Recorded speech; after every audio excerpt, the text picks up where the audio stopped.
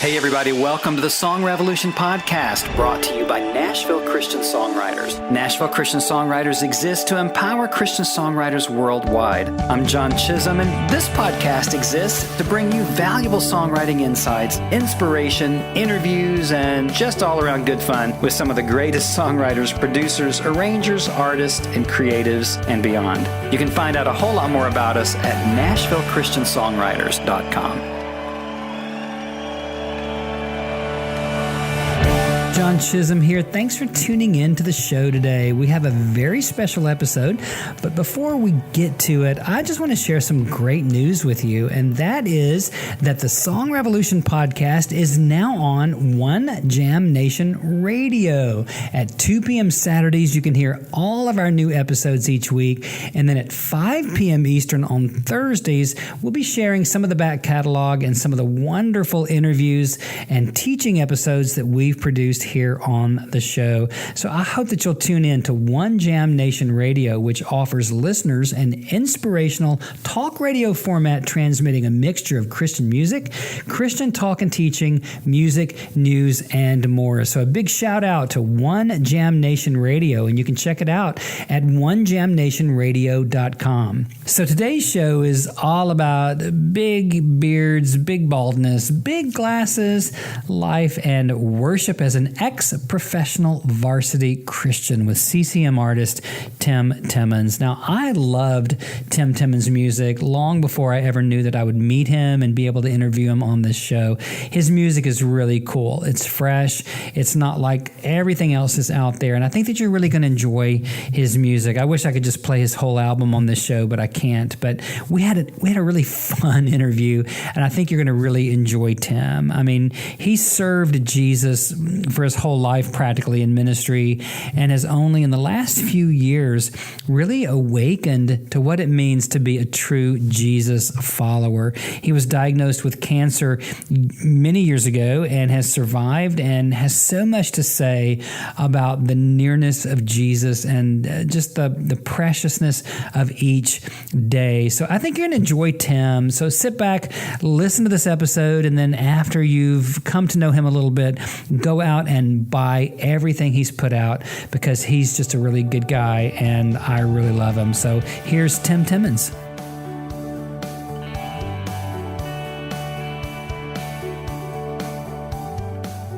I am so excited because I'm sitting here with the lovely and talented and kind of hairless on the top, Tim Timmons. Tim, welcome to the show. Yeah, no, that hurts my feelings a little bit. Starting off right. Yeah, no, I've got a pretty sweet beard, but there's not much going on up top. Well, I know you. But the deal is, I've had this like beard, bald, big glasses thing look for quite a while, and I was just a dork for so long, and all of a sudden it's kind of like in. Totally. So I guess I'm kind of, I might be good looking for like a few days. It's pretty striking. I mean, I'm kind of wondering what's living in that beard. But, that is a valid point. Yeah. I mean, is it messy with food and stuff? Sometimes when I'm talking, the little guy in there will start talking. So if somebody says something inappropriate, it's probably him, just so you guys know. There you go. Well, hey, we're glad to have all of you here thank you. On the show today. We are honored to be here. Yeah. Well, man, we're sitting in these posh offices here, B Music, in the Gulch here in Nashville, and just a joy, man, to get to know you a little bit. Loved your music.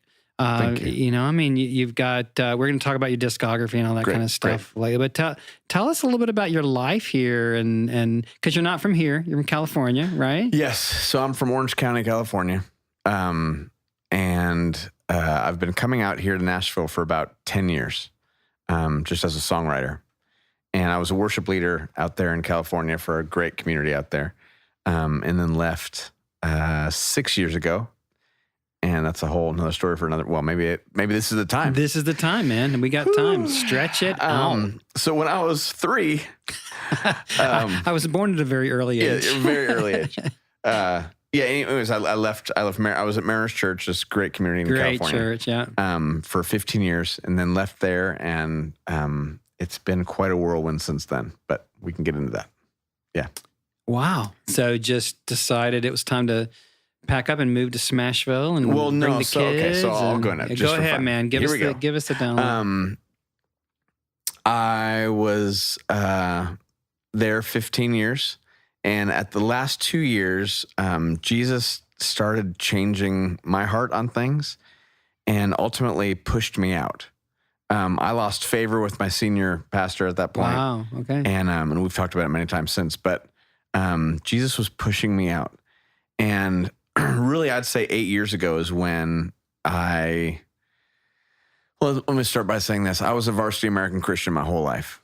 Varsity, I mean, like Letterman jacket, the whole deal, like awesome. Like try to quote me on, or get me, beat me on a scripture test and I'll probably win. Bible drill. I mean, I just know some stuff, right? Sword drill.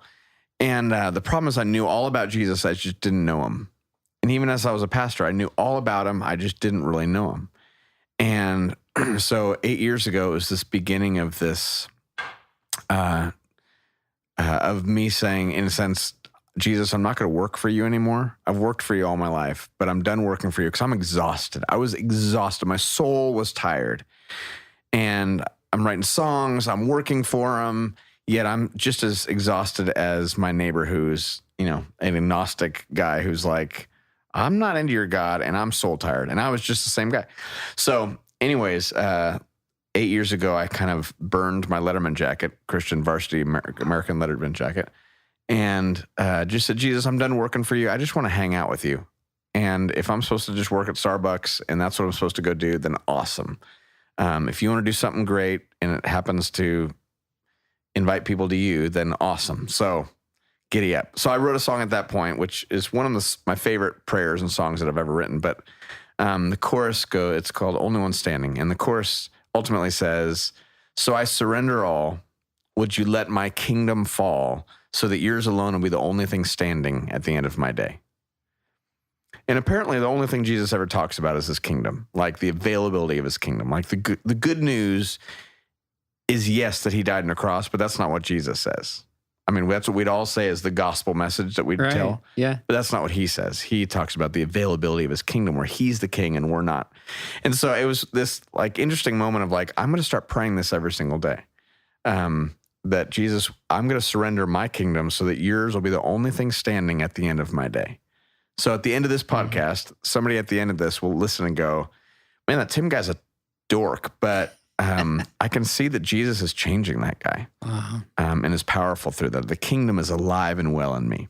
So that was 8 years ago, and I already worked out, so you can see I write a little X on my wrist every day that just reminds me to keep praying that prayer and to be seeking first his kingdom and not mine. Wow. So anyways, I ended up leaving Mariners, and I had just written a record with this understanding, like, what if we can write songs that help people pray a bigger prayer than just the things that I've always prayed my whole life, just about grace. Grace is wonderful, but Jesus never uses the word grace once. And it's just an interesting thing when we try to go, okay, so what did Jesus care about? And how do we write songs that are actually inviting people to him and not just this thing, this Christian thing? So I wrote these songs, and every label in Nashville came, to my door going, hey, Tim, you want to sign a record deal? And I was like, I don't need you people anymore. I used to want you so bad. I used to want this record deal so bad.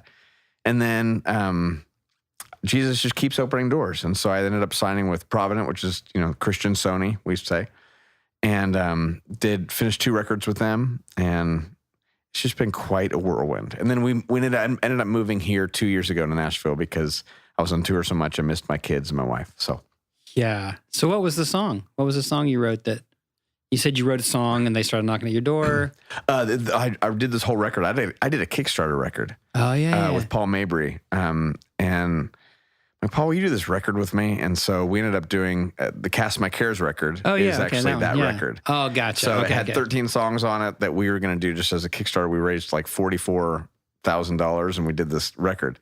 And then out of that, everybody that I'd written for, all these people are like, hey, man, this is real great. Yeah. And I'm like, I don't need you guys. I had kind of moved past the point of needing their approval or wanting them. I just was like, Jesus, if you want something that's actually going to benefit the kingdom of God, awesome. If not, man, I'm content. Wow. So it was when I really gave up, in a sense, my kingdom and trying to be awesome and polishing my kingdom, that Jesus, maybe I was finally usable for the kingdom of God.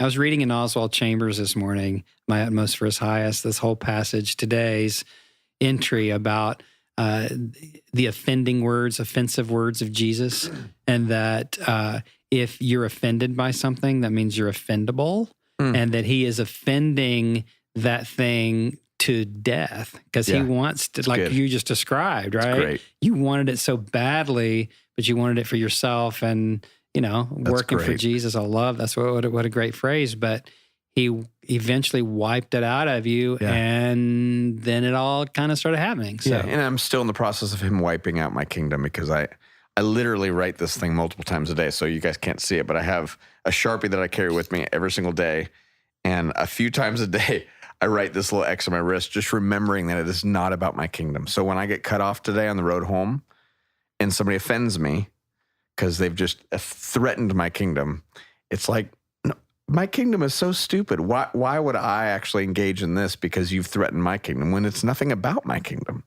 So it's been a kind of a fun practice these past past 8 years of just going, Jesus, I'm just going to practice being with you. Wow.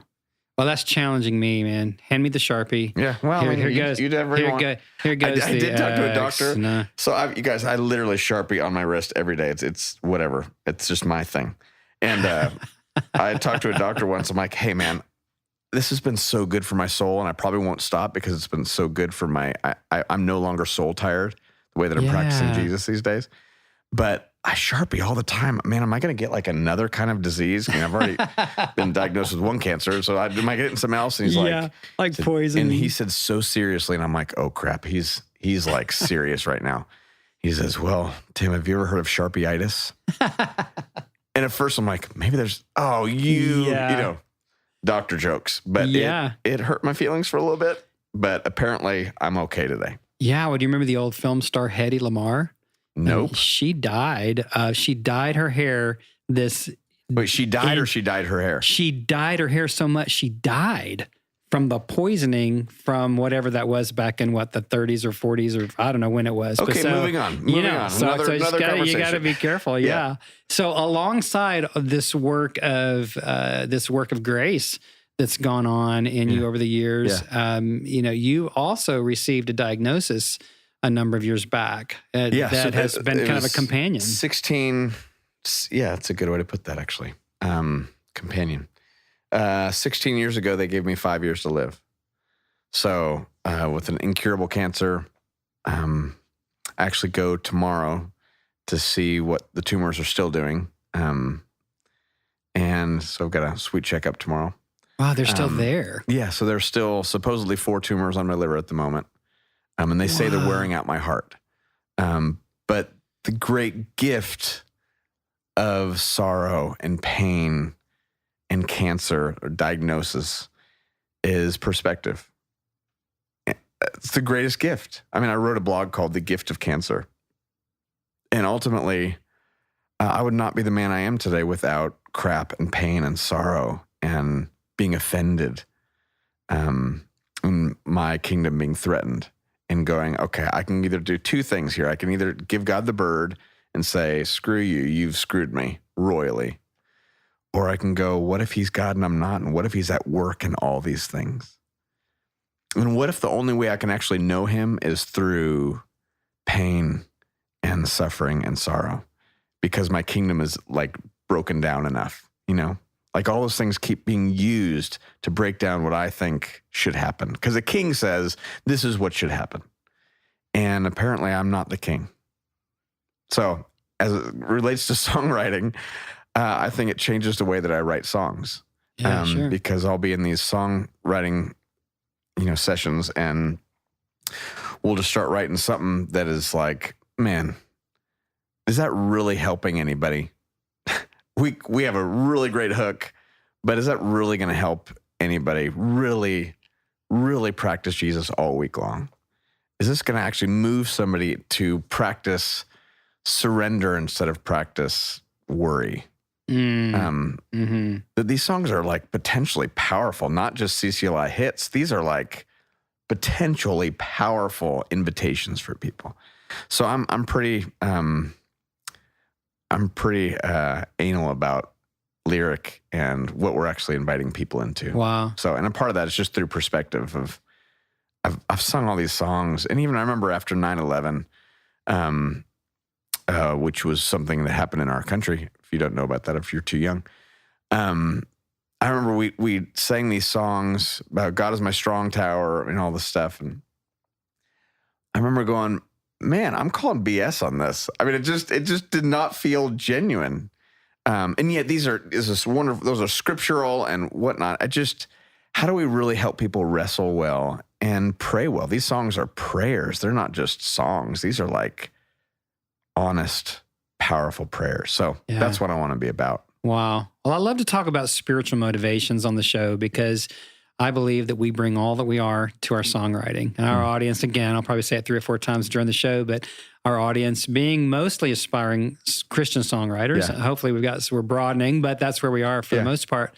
I just say that we bring all that we are, no matter what our psychological makeup is, our circumstances, our mindset, our spirituality, philosophy, and how all those things kind of work out. So how would you, you've had this diagnosis for these years, which, wow, congratulations on, going way past the 5-year mark. We're glad you're still here. But so how has I think you've described a little bit of that, but your basic spiritual motivations, maybe not even so much for songwriting, but it definitely influences that. Yeah. What would that be for you?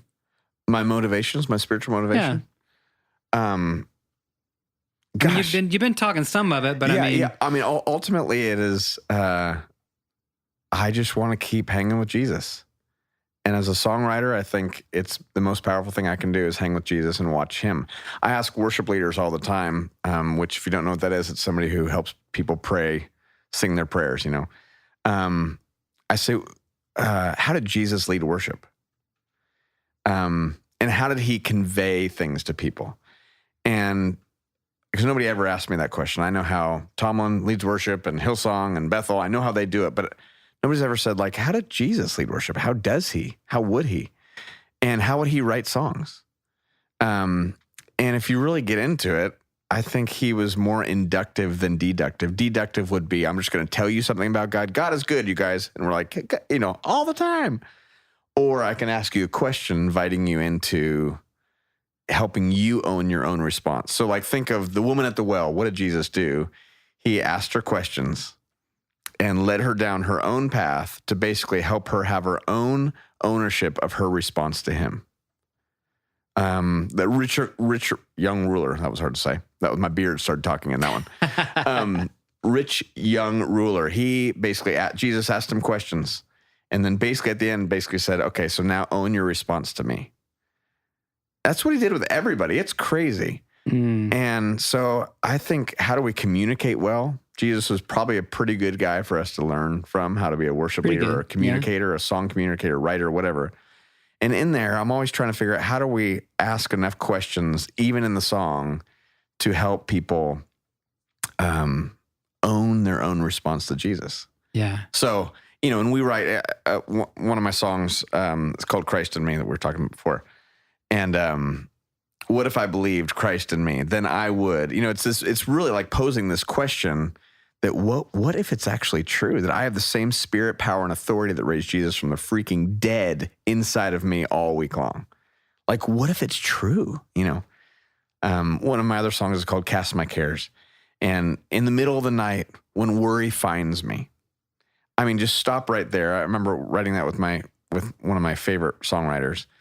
And it was like, that is so honest. What person does not know that and could not own that in their own life? And then out of that, you say, so I will cast my cares on you, God, So I'm really strong about that with lyrically. Yeah. So. Oh, that's great. And Christ in Me has been on my iPod since it came out. Thank you. 'Cause, man, I love to get out and walk and run, and it's always there. And I've noticed that question. What if I believed? Yeah. That's awesome. Yeah. So, a lot of questions on that song, but yeah. Yeah.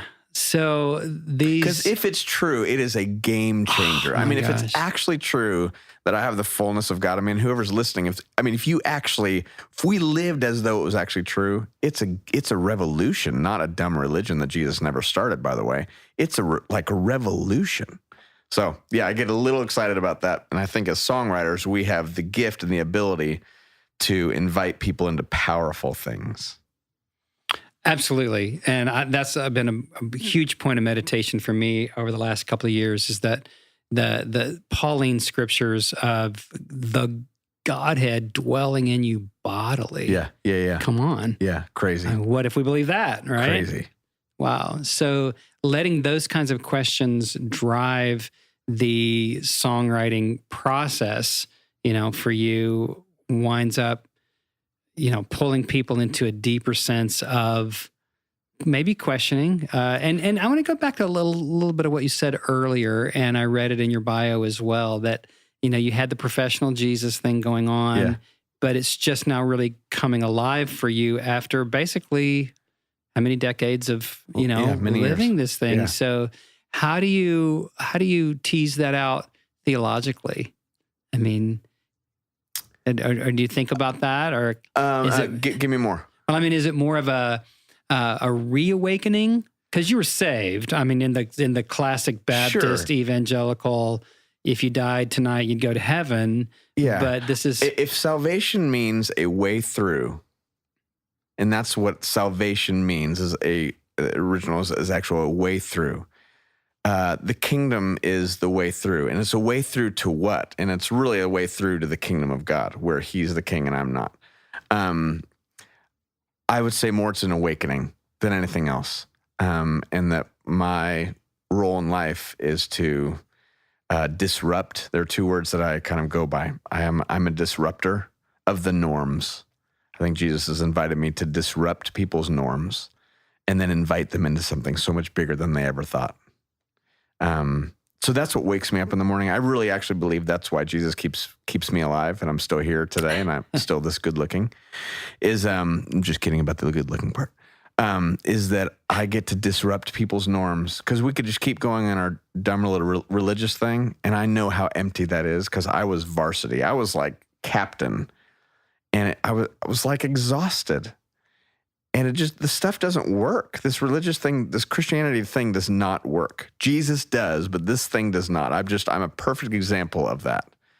And as I travel and tour the country, I'm with people all the time that I can see when they're going through stuff, our little religious thing does not really work. And our little just 80-minute gathering thing does not really work. And I'm not a damner of these things. I'm just kind of going, Jesus, what's part of the revolution? And I want to be a part of that. So, yeah. Hey, well, welcome to the Song Revolution. Yeah, I love it. I know. So I love it. My next question, really along those same lines, is how does all that then?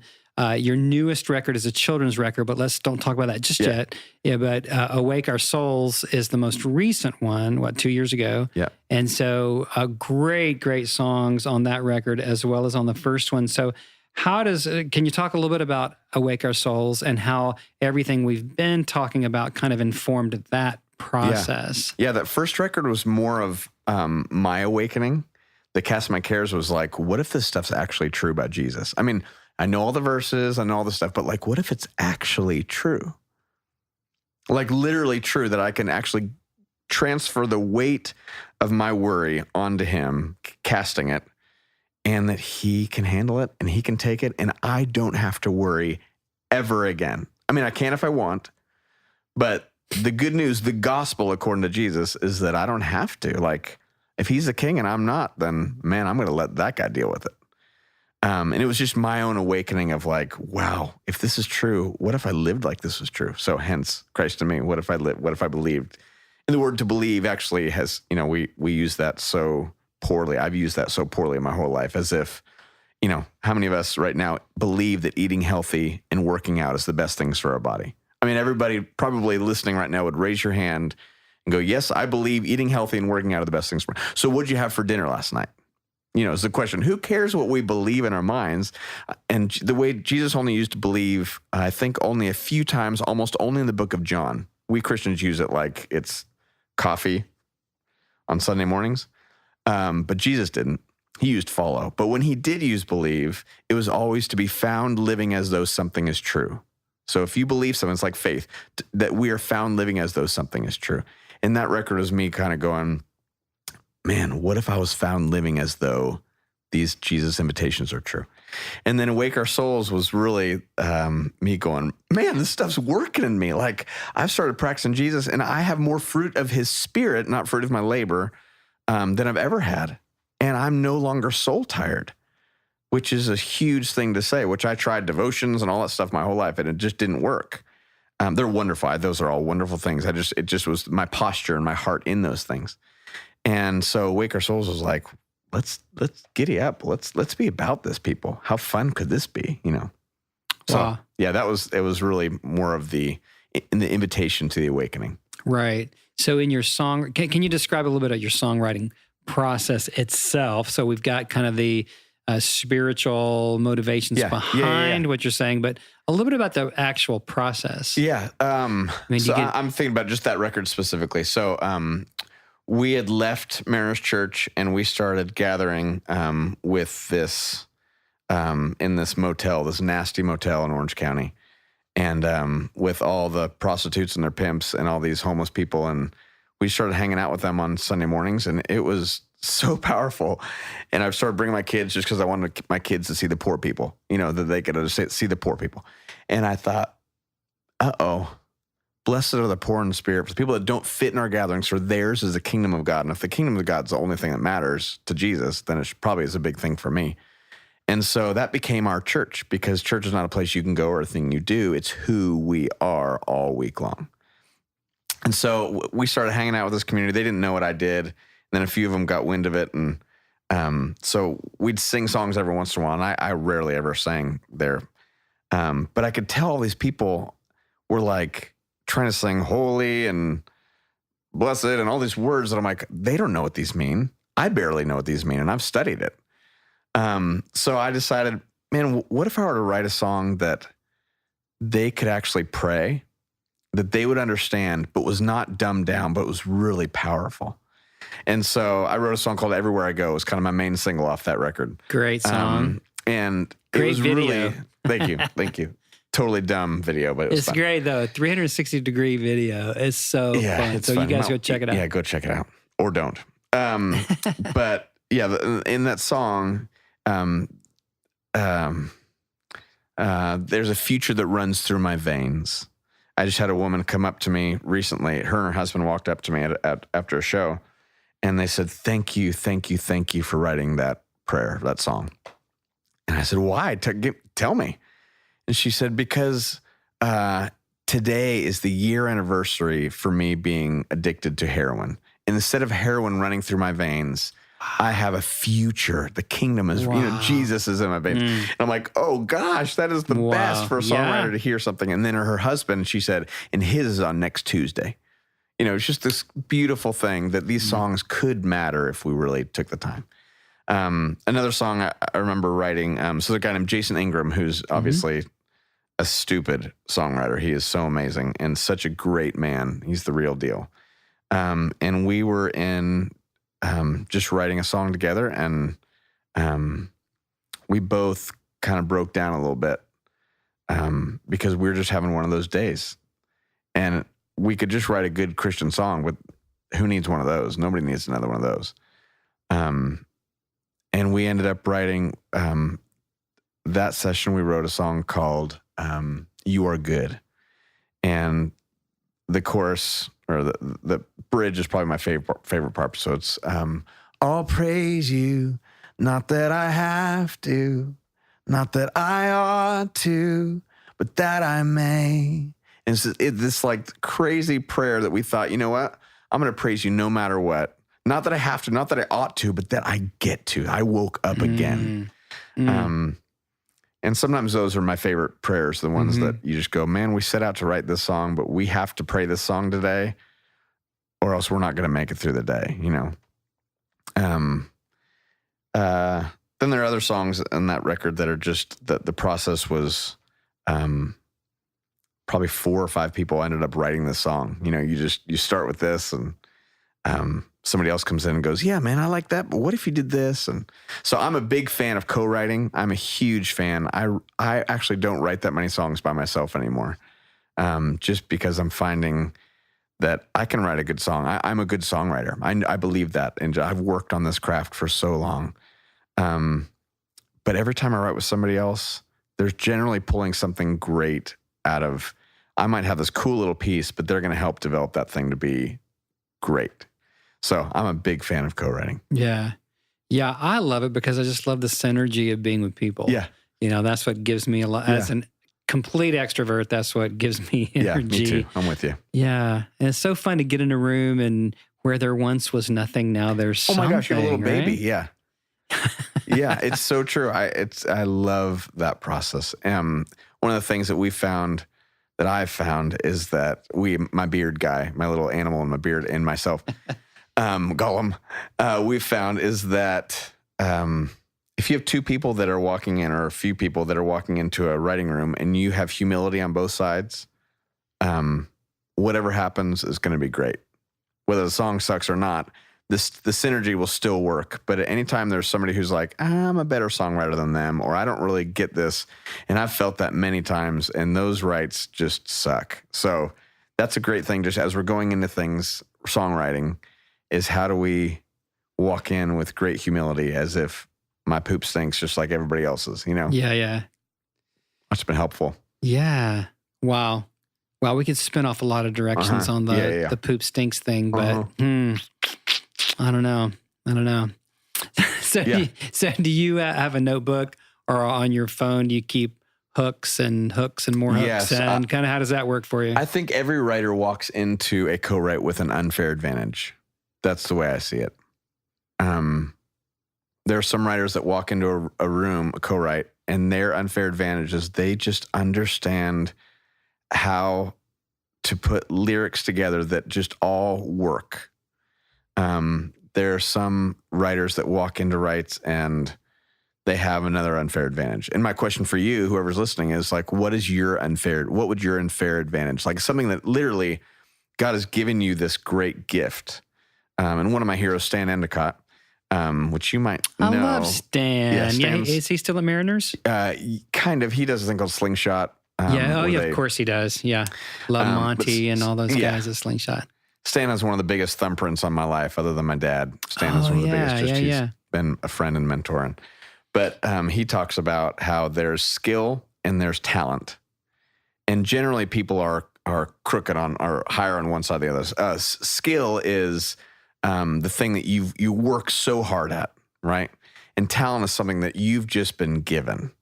And he says most people are either high in talent, they've got so much talent that God's given them, but they just don't really work that hard at it. And then some people are high in skill. I mean, they work so hard. It's like me with surfing. I've surfed my whole life, you guys, 5 days a week until I moved here. I have so much skill with surfing. I mean, crazy skill, but my talent level is low at that. So in songwriting, I think there are ways that we find where our skill and our talent are matching. I love finding other people that have different skills and talents than I do.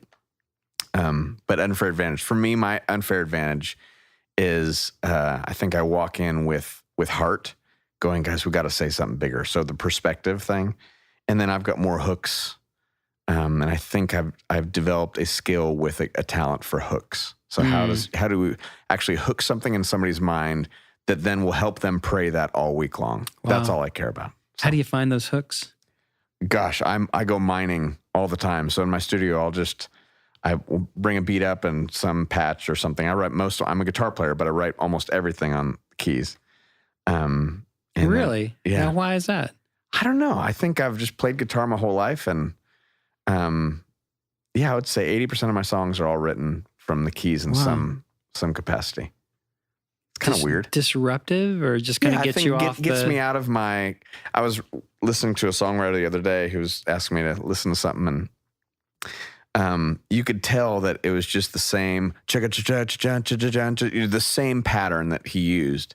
Then I wrote with a girl this past week who's a friend of a friend, and and she started playing my guitar songs on her guitar, and you could tell that every song had the same beep, beep, beep, beep, beep, beep, beep, guitar thing. Right.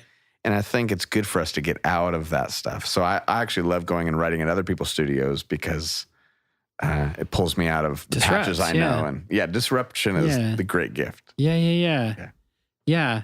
Well, having done a lot of co-writing myself over the years, I realized that the very same thing, the unfair advantage that I bring, is more the hook and more the lyric driven thing. And people get frustrated with me because I won't settle. Yes. Like on a crappy line, it's like, come on, guys. You know, we've said that a million times. Yeah. Come on, can't we think of anything else to say? So how do you keep it fresh? I think by doing what you are doing, well done. I mean, I think the more that we can be pushing and all going for the best song, the best prayer instead of who gets cuts and what. But I think that's the best. I think fresh is learning new things and pushing in and going, man, we can't say it like that again. We can't.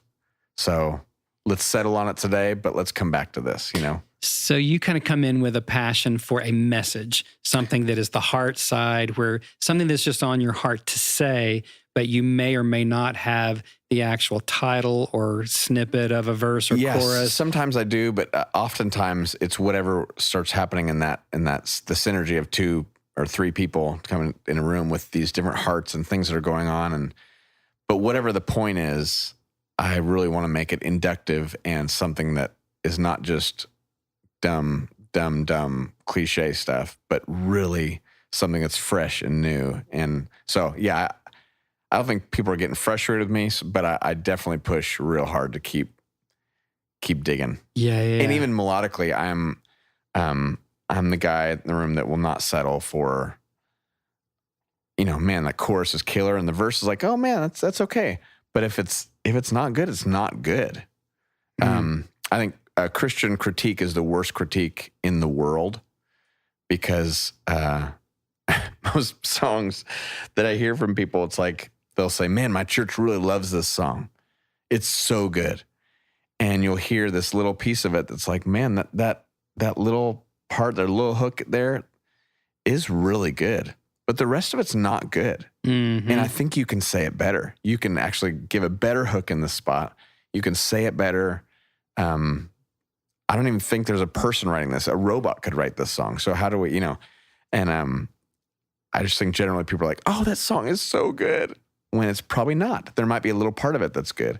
So, and trust me, I'm this critical on my own songs as well. So that's cool. Yeah. So you've had these 2 albums, Cast My Care and Awake Our Souls.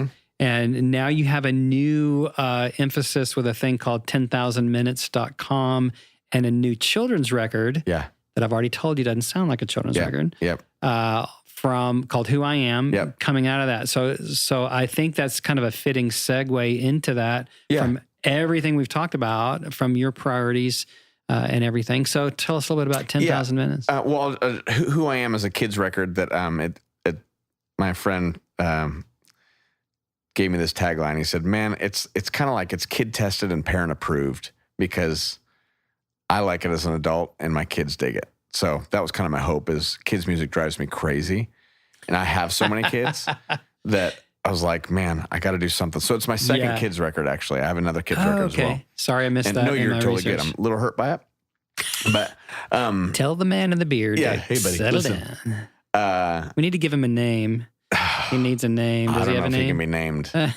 he might remain nameless. Monkey mind. So Who I Am is a new record that I just did for kids. And it's really it's actually more for adults, to be honest, because I think parents are the ones listening to these songs. And they're all the same principles as everything else that I'd write for anybody else, but they're just a little simpler, so kids can understand them. And my dad always said, if you can't explain something to a 3rd grader, then you don't understand it yourself. And in a sense, as a songwriter, I think there's a great practice in being able to explain a concept in simple language, but not dumb, not like so simple that you've heard everything before, So this record, Who I Am, was really fun, and it's been really fun to get feedback from people, and hopefully kids. As a kid, There are songs that I still pray now as an adult that I learned as a kid, that when I'm going through hard things, I still pray those songs. So I want to give kids and people prayers that they'll pray for the rest of their lives. Is really what I want to do. So 10,000 minutes. So it's all, it's a product of 10,000 minutes. So everybody just check it out. If you want to Google it, you can. There are 10,080 minutes in a week. I'll say it again. There are 10,080 minutes in a week. Okay? Just trust me. 80 of those minutes are spent in a church gathering if you're really holy and awesome, right? Which is awesome. I love the 80-minute gathering that we do every week, whether it's in a coffee shop or in a larger community where the church gathers. It's awesome and beautiful and powerful. But that leaves 10,000 other minutes during the week. And if you think about it, I've spent my whole life pointing people to the 80 minutes. I mean, I was a worship leader for a long time and pastor, and it's always like, hey, bring people here. We'll tell them about Jesus. And again, please, everybody hear me. Tim Timmons loves the 80-minute gathering. I love it. I love it so much. I love writing songs for the 80-minute gathering. But if the 80-minute gathering stays church, then we're in major trouble. And I'd say in my life, I'm awesome in the 80-minute gathering, but there are 10,000 other minutes that Jesus is at work. And generally, the stuff hits the fan in the 10,000 minutes of our life. So I kind of see the 80-minute as that is a place where we are practicing surrender in a safe environment, where our hands are up and we're singing these songs, but we're really practicing what it's like to surrender. Then for the next 10,000 minutes is then when we continue the practice of surrendering and hanging out with Jesus. So I think it's just, Jesus at the end of the Sermon on the Mount says, so whoever hears my words and puts these things into practice all week long is wise. And if you don't, you're a fool. And my whole life, I was a fool for most of my 10,000 minutes. I'm like, I got this, Jesus. Cool. Great job. That song was awesome. I got this, really. So the goal of 10,000 minutes is how do we help each other practice Jesus all week long?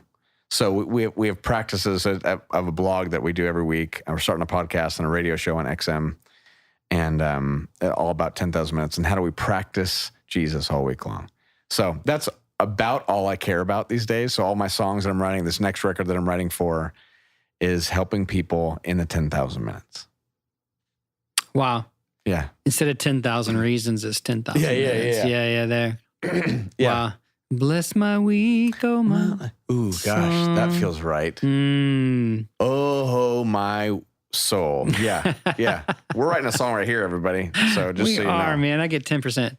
Yeah. Wow. Okay. 10,000%. So that's awesome. And I really do encourage everybody to go check it out. I've already been checking it out and feel challenged, the idea, this happened even recently where my son, he came up to me, he's like, Dad, this kid keeps calling me fatty, in my class, and he takes my water and says, you're so fat, you can't get it. And so I'm like, okay, number one, where's this kid? And I'm going to go fight him or cut him, one of the two, And what bus is he on? Because I will take him out. And I said, buddy, I want to tell you to go hit that kid in the face, like pop him in the face. But what are we practicing this week? Our practice this week is praying for our enemies. That was our practice in 10,000 minutes. And so I said, buddy, we're going to start praying for this kid. And it may not even change him, but it's going to change you and me, because Jesus has invited us. Like, we get to pray for this kid, and we're going to change out of this. So we started praying for this kid. And end of the week, he came up to me and said, Dad, I did it. I'm like, you hit him? And he said, no, he called me fatty and took my water. And I said, don't call me that again, and give me my water back, please. And the kid's like, okay, and gave it right back to him. But this concept of practicing Jesus, we could have just done a cool little, arts and craft thing and called it a day, or we could have practiced Jesus. And my son and I both changed because we're practicing what Jesus invited us to do. And I think most of us, 80% of people, by the time they get home after our gatherings, forget everything that just happened. That's just terrible math, everybody. So I just looked at my own life and I saw that I was so exhausted trying to do this Christian thing, and I'm done.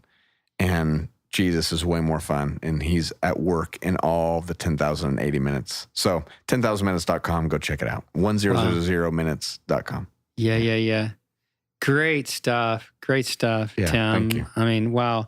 Just rich conversation, but an even deeper spiritual challenge to do more than put an X on your wrist with a Sharpie and risk ink poisoning. Yeah. But I get it. to actually go to a deeper space in real life, I've been challenged by my daughter. We have one kid, and she's almost 25, and her whole experience in Christendom. She was raised basically in the church because I've been a worship pastor all my life. But she went off to a college. She didn't go to the typical Christian kind of minded college, but we all knew that was what she needed to do, and she's going to really get mad at me if she ever hears this podcast. But her whole view of life, while she's a total believer, leads worship in her church, but her whole perspective as a millennial and what she's had to face and the whole, social justice deal is so different from, I didn't really grow up in a church going kind of home, but had a radical conversion experience early in life. And then I've spent the rest of my life, 40 years now, in the church. So my whole perspective is so different. And I'm challenged by that. When we have conversations, it's like, sometimes I don't even know what to say. Right. I mean, I'm diverse. I mean, I like all kinds of people, but you know what I mean? It's like I'm not in the depths. I'm not in the place where she and so many, are. So I just sort of did a little ramble, and I don't know why, but you go, girl. So that was my beard talking. But that was a monkey mind. But I'm challenged by that. I think that's what I'm saying. And that's what I'm hearing out of you today is just the whole awakening after a lifetime of being the pro-Jesus, Christian. But wow, that's deep. So you've had a lot of success already. I mean, you co-wrote a song called Even If. That's the second longest running #1 CCM for Mercy Me. And a lot of people would give a body part, for that. I think I probably already know your answer, to this, but I mean, it's a pretty cool story. Yeah. So I wrote that song 5 years ago, maybe a little over 5 years ago, with a girl named Crystal Lewis, who's an incredible, amazing, ridiculous singer. And we were going to put it on her record. And I remember when we were writing, I was like, uh-oh, this chorus is serious. And it's just a powerful prayer. And Can you say it in a minute? I mean, the lyric, can you say it? Sure. Yeah. Sorry, I interrupted you. Yeah, no, you're fine. Don't do that ever again. So we wrote that. She didn't want it for her record. And it wasn't fully done. The chorus was amazing and powerful, but the other stuff wasn't. So then I brought it to Provident, my record label, and said, you guys, I think this is a great song for Awake Our Souls record. I'm like, no, I don't think it's that good. I'm like, you guys, this song is so good. It is the prayer that I cannot stop praying. And so then snap forward. So Bart is the lead singer of Mercy Me, and those guys are kind of our best friends. He's one of my best friends, and they've just become our people we do life with. And so I had this sense a year ago that song was supposed to be for Bart. But it's one of those things where you're like, okay, you've got one of the biggest acts in all of Christian music as your best friend. And I don't do that. It's not my job anymore. That's part of my thing on my wrist is like, it's not about my kingdom and building my kingdom and making everybody go, man, you're a great songwriter. I'm just done. And so I basically said, Jesus, if that's you telling me that that's supposed to be for him, then awesome. If not, it's just because I want a big cut and I'm not doing that, So Jesus, if you want to open the door, you can. So Bart was in my studio. We were about to record a podcast, and he broke down crying about his son with diabetes and going, some lady had just said something crazy to him about his son, and he breaks down, and we're just talking about it. And his record, by the way, it was this record that's out right now. It was basically done. And I just said, well, that song, it'll go somewhere someday. And he basically said the chorus verbatim. I mean, almost word for word, he said the chorus. And I was like, oh, man, that's wild. That is wild. And so I remember at the end of our conversation, I said, hey man, can I just play you this chorus? If nothing else, it's just going to be encouraging for you right now, because it's like how I'm praying these days. And so I ended up singing the song to him, and he's like, oh, is that song done? I'm like, nope. And so we ended up rewriting it, and so that's a song called Even If. So it's amazing. And the stories from that one are amazing. We write a lot of songs for a lot of different people, but there are certain ones that you go, man, this is going to help people. Wow. And so this one's really been helping people. Wow. Can you sing the chorus? My God is able, and I know you can. Save through the fire with your mighty hand. But even if you don't, my hope is you alone. And actually, interesting, it used to be, I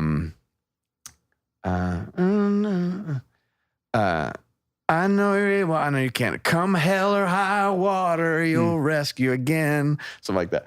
But the we rewrote was, I know the sorrow and I know the hurt would all go away if you just say the word. But even if you don't, my hope is you alone. And Bart ended up writing a line in the second verse that was so good. Oh my gosh. I about peed my pants when he sent it to me. We just started writing things back and forth, and I would send him these melodies, and we started at my house, but then we literally just did it over the phone, writing with different, like, little, I have them right here. It's so funny. Yeah, so they say it only takes a little faith to move a mountain, but good thing, because little faith is all I have right now. Oh, man, that's rich. And God, if you choose to leave mountains unmovable, then give me the strength to be able to say it is well with my soul. And then we ended the song with it is well with my soul. And my sister had just prayed, that's kind of where that came from, is we were talking, and she was going through some hard stuff, and she said, you know what? This is not well with my soul. I want to sing that, but it's not. It's just all out not well with my soul. I was like, that is so honest. But yeah, songwriting is the best. What a great gift. Wow. It was just a great process, and so simple, and the way that Jesus wanted it to be, instead of the way that I wanted it to be as like a cool songwriter and to get a hit. Yeah. And then it just so happens that the song goes crazy, and just got nominated for a Dove for 2 things. And yeah, it's just, how cool is that? That I didn't have to do jack squat other than hang with Jesus and trust him for his timing. And people are always saying, how do I get signed by Sony? How do I get these things? How do I get songs places? And I keep going, I go, okay, you want to know it? You're going to hate my answer. And I was touring with Big Daddy Weave, those guys, and they had the same exact answer. And the answer was, I say to people, is give up.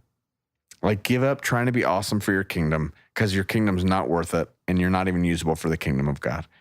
But the more that we're hanging with Jesus and just let him open doors, because, I mean, what if the king of the kingdom actually knows what's best for his kingdom? I mean, if there's such a thing as a king, he probably knows what's best for his kingdom versus me.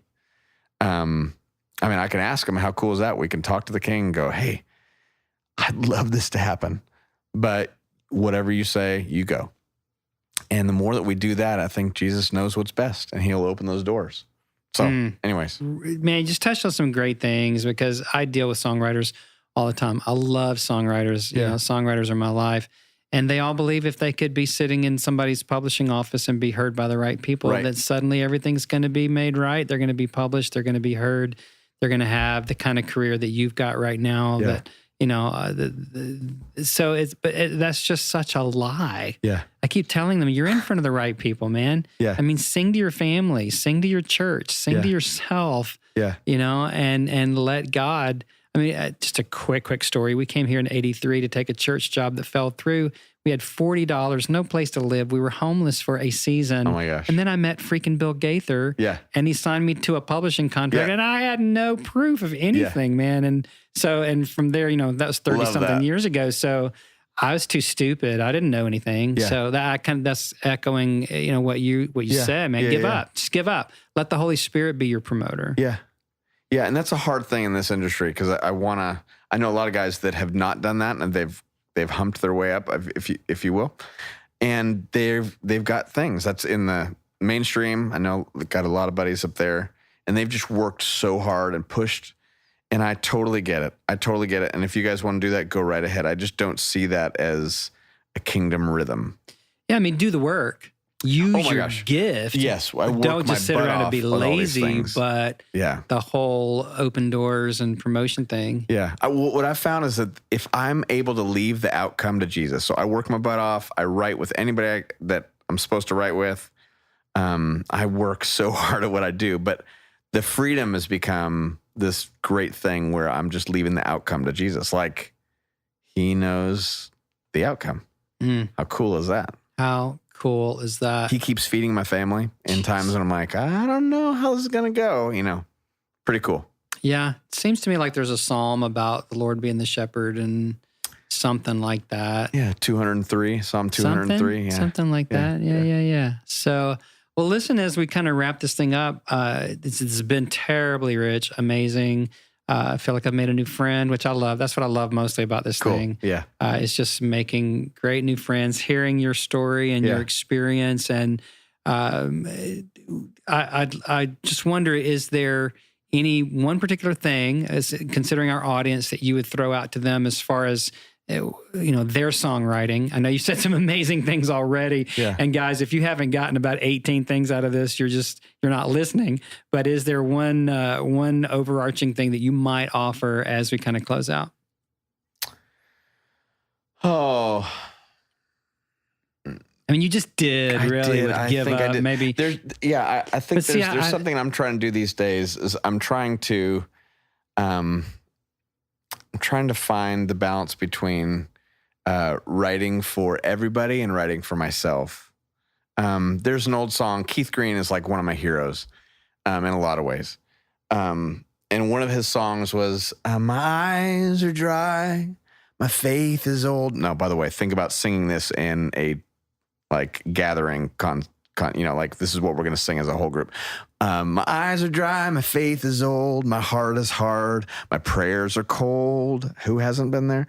But I know how I ought to be, alive to you, but dead to me. So what can be done for an old heart like mine? Soften it up with oil and wine. The oil is you, your spirit of love. Please wash me anew in the wine of your blood. I mean, of love. It's this crazy prayer that you go, man, I don't know too many gatherings that are going to sing that prayer. But for me, that prayer has changed my life because he was so dang honest about this thing. And sometimes it's those songs that actually change people.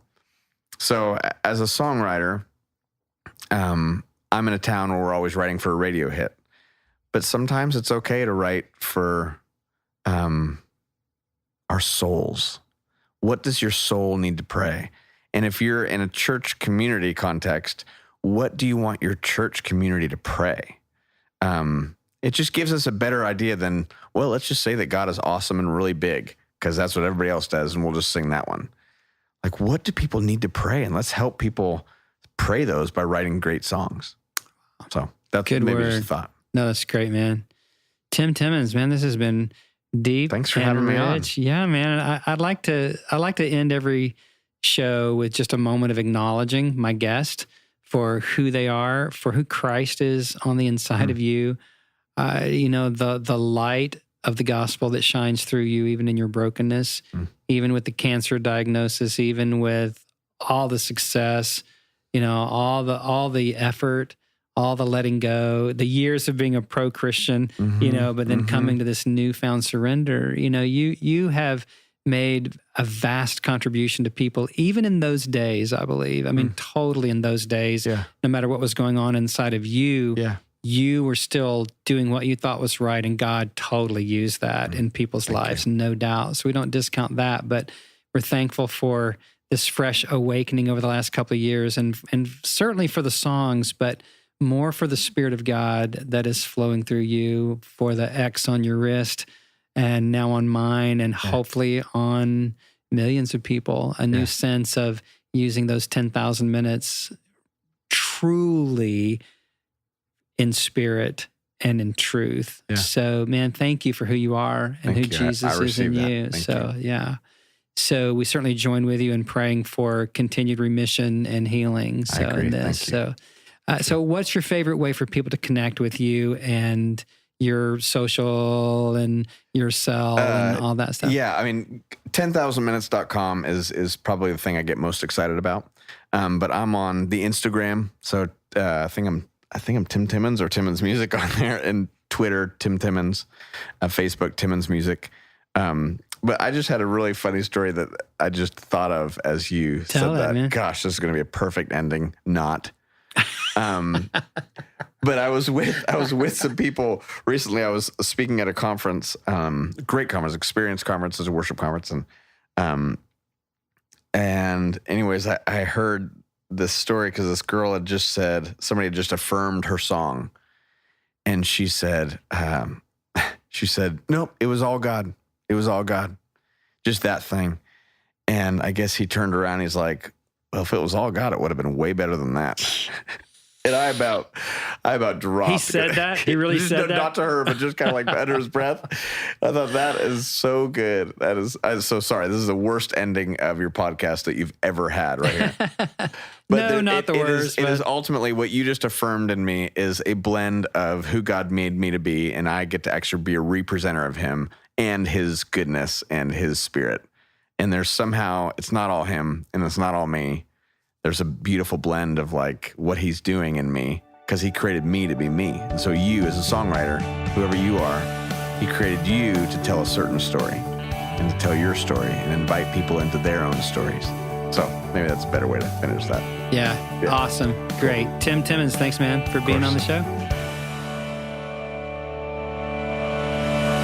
Thanks for listening in today on the Song Revolution podcast. If you're wanting to take your songwriting to the next level, be sure to jump over to NashvilleChristianSongwriters.com right now to check out all the valuable resources that we have there for you, especially NCS membership, where you can go deeper into a community of like-minded songwriters and tap into encouraging blogs, videos, powerful masterclasses, and a whole lot more to get you where you really want to go.